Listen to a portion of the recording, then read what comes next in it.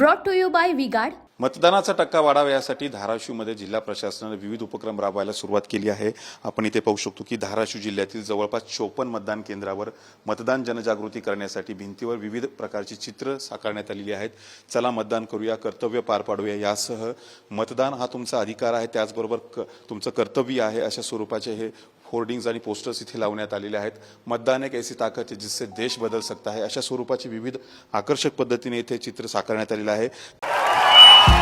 भाइयों बहनों, उनके राज में पावर रहे अनस्टेबल और हम रखे सब स्मूथ और स्टेबल।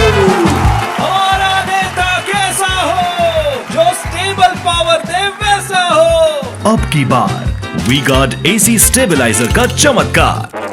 धाराशिव जिल्ह्यामध्ये तसं पाहायला गेलं तर उन्हाचा जो पारा आहे तो 42 डिग्रीच्या पुढे गेलेला आहे आणि 42 डिग्रीच्या पुढे पारा गेल्यामुळे दुसऱ्या टप्प्यामध्ये ज्या ठिकाणी मतदान झालं तिथे मतदानावर परिणाम झाला उन्हाचा आणि त्यामुळे मतदानावर परिणाम होऊ नये यासाठी जिल्हा प्रशासनाने मतदान केंद्रावर विविध उपाययोजना राबवायला सुरुवात केलेली आहे।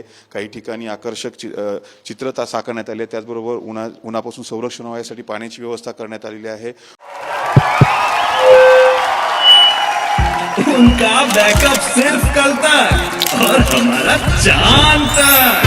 हमारा नेता कैसा हो जो नॉन स्टॉप बैकअप दे वैसा हो। अब की बार वी-गार्ड इन्वर्टर बैटरी का चमत्कार।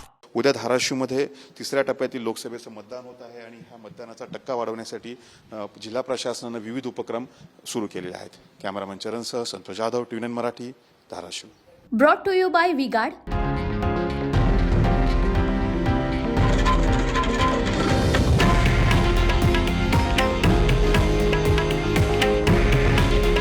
हे आहे देशातील नंबर 1 न्यूज नेटवर्क आणि आपण पाहत आहात TV9 मराठी। काळजी तुमची, हित महाराष्ट्राचं।